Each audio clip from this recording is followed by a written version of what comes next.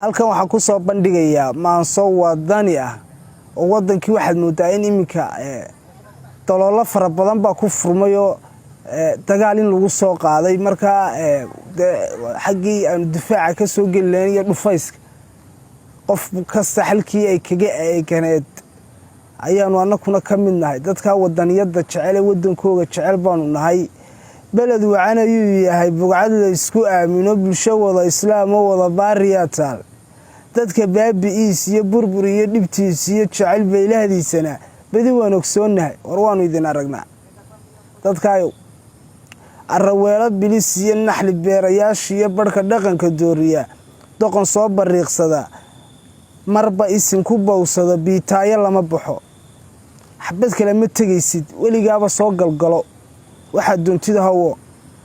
hadii uu isbaashiro soo beerto waa hadal dhagta loogu badan rido laga joog bari hore wixii dhacay boqolaal sano tagay bogo oo dhulkani baro waa beedka sharafta ah balayn in lagu yiri boqorada madow iyo beelaheena dariska iyo Portugiiska guunka horta buuga soo eeg Portugiis iyo Amxaari iyo cid walba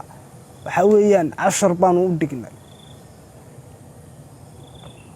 birtahana qogoysiyo waran iyo bilaawaha bunduq la isku weeraro barbarkan ku hayna